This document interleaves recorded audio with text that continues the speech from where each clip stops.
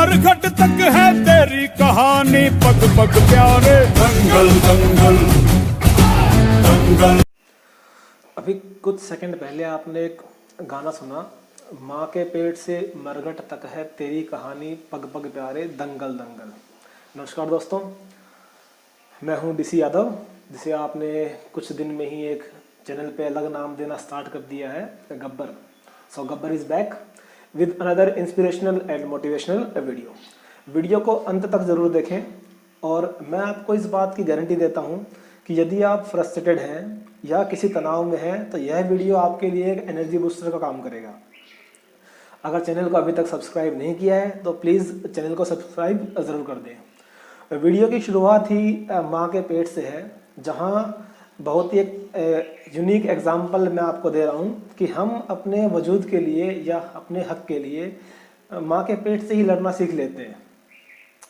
एक पुरुष या मेल लगभग 450 मिलियन स्पर्म्स शुक्राणु जो है एक महिला के गर्भाशय में रिलीज करता है, और उस 450 करोड़ स्पर्म्स या शुक्राणु में से सिर्फ 450 या 500 ही ऐसे शुक्राणु या स्पर्म्स हैं जो महिला के गर्भाशय के अंदर प्रवेश कर पाते हैं। थोड़ा सा बायोलॉजी की क्लास जैसा है, लेकिन एग्जाम्पल अच्छा है। और जो 450 या 500 स्पर्म्स महिला के गर्भाशय में प्रवेश कर गए हैं और बाकी जो नष्ट हो गए हैं, तो उनमें से केवल एक स्पर्म या शुक्राणु ऐसा होता है जो फर्टिलाइजेशन करता है और धीरे धीरे एक अंडे और बाद में एक बच्चे के रूप में विकसित होता है, जो 9 महीने बाद पैदा हो जाता है। तो जो पैदा हुए हैं वो आप, मैं, हम सभी हैं।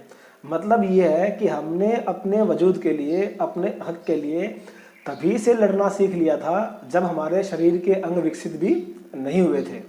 उसके बाद भी कुछ बच्चे पूरी तरह से डेवलप नहीं हो पाते हैं। कुछ बच्चे ऐसे हैं जो पैदा होने के टाइम मर जाते हैं, या कुछ ऐसे हैं जो पैदा होने के बाद कुपोषण या किसी और बीमारी का शिकार हो जाते हैं।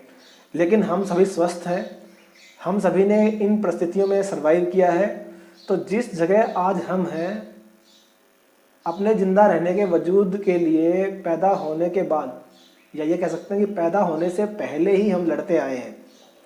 तो इतना सब कुछ हम जब सह चुके हैं, तो इतने सब से लड़ चुके हैं, तो आज जब थोड़ी सी भी परेशानियाँ आती हैं या परिस्थितियाँ हमारे अनुकूल नहीं होती हैं, तो हम इतनी जल्दी हार क्यों मान लेते हैं? क्यों फ्रस्ट्रेट होने लगते हैं? क्यों उन परिस्थितियों से लड़ने के बजाय उनसे मुंह मोड़ लेते हैं? अगर तुम्हें कुछ हासिल करना है, अगर तुम्हें अपना हक हासिल करना है, तो तुम्हें लड़ना ही होगा। क्योंकि मांगने से सिर्फ भीख मिलती है और सोचते रहने में समय निकलता है। कुछ करना चाहते हो तो उसे कर दो, क्योंकि हक के लिए लड़ना पड़ता है। हक के लिए जो तुम लड़ोगे डगर नहीं आसान, हक के लिए जो तुम लड़ोगे डगर नहीं आसान। कदम कदम पर लोग तुम्हें करते रहेंगे परेशान, पर तुम्हें एक इच्छा शक्ति मन में जगानी होगी, कठोर परिश्रम और दृढ़ निश्चय की गांठ बांधनी होगी। किसी भी काम को करने के लिए उसके लिए मन में उसकी इच्छा होना अनिवार्य है, और जब इच्छा हो जाए तो फिर निश्चय कर लो कि यह काम तुम्हें करना ही है। क्योंकि एक इच्छा कुछ नहीं बदलती, एक निर्णय कुछ बदलाव लाता है, लेकिन एक निश्चय सब कुछ बदल देता है। तो निश्चय बहुत ही ज़रूरी है। एक और एग्जाम्पल मैं आपको देता हूँ इसी इच्छा, निर्णय और निश्चय को लेकर, कि आज़ादी के दोनों ही दीवाने थे, राष्ट्रपिता महात्मा गांधी भी और शहीद आजम सरदार भगत सिंह भी। लेकिन उसको हासिल करने के दोनों के ही रास्ते अलग अलग थे। एक ने अंग्रेज़ों के सामने आज़ादी के लिए मांग रखी और एक ने आज़ादी हासिल करने की ठान ली। ये अलग बात है कि जो इंसान हक की लड़ाई लड़ता है उसे लोग अधिक पसंद नहीं करते। जैसे उस समय भी यही हुआ और आज तक होता आया है कि आज़ादी को अपना अधिकार समझकर उसके लिए लड़ने वाले भगत सिंह को फांसी दे दी गई। और आज भी भगत सिंह को सिर्फ 2 दिन ही याद किया जाता है, एक 28 सितंबर और एक 23 मार्च। लेकिन बाकी दिनों तो लोग गांधी जी को याद करते हैं, और वो भी गुलाबी रंग वाले। जैसे पहले ही के लोगों में आज़ादी के लिए धीरे धीरे इच्छा आने लगी। 1857 से पहले कुछ लोगों में आज़ादी की इच्छा आ गई, लेकिन इच्छा कुछ नहीं बदलती।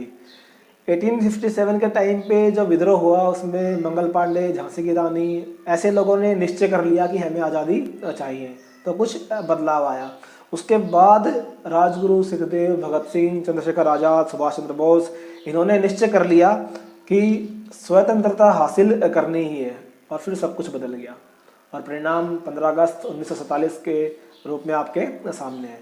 तो इतिहास गवाह है कि अहिंसा के मार्ग पे चलकर कुछ हासिल नहीं होना है। अगर ऐसा होता तो भगवान श्री राम को अपने हक के लिए 14 वर्ष का वनवास और रावण से युद्ध नहीं करना पड़ता। अगर ऐसा होता तो पांडवों को अपने ही भाइयों से महाभारत नहीं करनी पड़ती, और अगर ऐसा होता तो उस मुरली बजाने वाले को कभी सुदर्शन चक्र उठाने की जरूरत नहीं पड़ती। अब जब इच्छा शक्ति है, निर्णय कर लिया है कि यह काम आपने करना है और इसके लिए संकल्प ले लिया है, तो फिर पीछे मुड़ के नहीं देखना, सिर्फ आगे ही बढ़ना जीवन का लक्ष्य होना चाहिए। इसके लिए बहुत लोग रुकावटें पैदा करेंगे, बहुत बार परिस्थितियां हमारे अनुकूल नहीं होंगी, लेकिन इन सब से हमें विचलित नहीं होना है।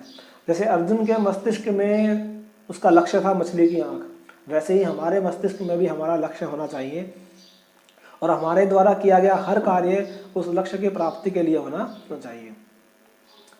कभी न रुकना, कभी न झुकना, राह भरे पथरीली हो, चाहे पानी शोरा उगले, चाहे आग भी गीली हो, तुम्हें तलाश है जिस मंजिल की, उसको तुमने पाना है, चट्टानों को तोड़ तोड़ कर रास्ता नया बनाना है। पर आप जब भी कोई ऐसा कार्य करने की सोचोगे या ऐसा कार्य करने चलोगे जो लोगों से अलग हो, तो पहले लोग आप पर हंसेंगे, फिर वो आपको ये काम न कर पाओ इसके लिए आपके रास्ते में कुछ रुकावटें पैदा करेंगे और आपके लिए माहौल ऐसा बना देंगे कि आप अपने लक्ष्य से भटक जाएं। क्योंकि सकारात्मक सोच वाले इंसान आजकल कम बचे हैं, लेकिन नकारात्मकता जो है वो हर जगह फैली हुई है। पर लोगों के ऐसे बिहेवियर से हमें हार नहीं माननी है, उन सबसे भी लड़ना है जिनकी सोच नकारात्मक हो, और कोशिश करना है कि उनकी इस सोच को हम बदल सकें या उसमें बदलाव ला सकें। 4 पंक्तियां हैं जो ऐसे लोगों को समर्पित करता हूं जो अपने पद का, अपने रुतबे का, अपनी पहुंच का गलत इस्तेमाल करते हैं और एक आम आदमी को उसका हक, उसके अधिकार से वंचित रखते हैं। वैसे मैंने अपनी पहले वीडियो में बताया था कि आम आदमी जो है, आम आदमी सोता हुआ शेर है, उंगली मत करो, अगर उठ गया तो चीर फाड़ देगा। फिर भी ऐसे लोग जल्दी से सुधरते नहीं हैं, इसलिए दोबारा बता रहा हूँ, उनके लिए ही 4 पंक्तियाँ उनको समर्पित करता हूँ। झुक झुक कर सीधा खड़ा हुआ, अब फिर झुकने का शौक नहीं। झुक झुक कर सीधा खड़ा हूँ मैं, अब फिर झुकने का शौक नहीं। अपने ही हाथों रचा हूँ मैं, तुमसे मिटने का खौफ नहीं। झुक झुक कर सीधा खड़ा हूँ मैं, अब फिर झुकने का शौक नहीं। अपने ही हाथों रचा हूँ मैं, तुमसे मिटने का खौफ नहीं। तुम हालातों की भट्टी में जब जब भी मुझको झोंकोगे, तब तब कर सोना बनूंगा मैं। तुम मुझको कब तक रोकोगे, तुम मुझको कब तक रोकोगे। और अंत में यही कहना चाहूँगा कि आप बस अपना कर्म करते रहें जो सही है। दूसरे क्या सोचेंगे ये दूसरों पर छोड़ दो, हर रास्ते को अपनी मंजिल की तरफ मोड़ दो, और ऐसे नकारात्मक विचार वाले बीच में आए तो उनका मुंह तोड़ दो, और बाकी सब जो है वो किस्मत पर छोड़ दो। क्योंकि किसी महापुरुष ने कहा है, चिंता से चतुराई घटे, घटे रूप से ज्ञान। चिंता बड़ी अभागिनी, चिंता चिता समान। तुलसी भरोसे राम के, निर्भय हो के सोए। और अनहोनी होनी नहीं, होनी होए सो होए। और जिस महापुरुष ने ये कहा है उसके ऐसे ही वीडियो इस चैनल पर आप देखते रहेंगे। चैनल के साथ जुड़े रहें। धन्यवाद।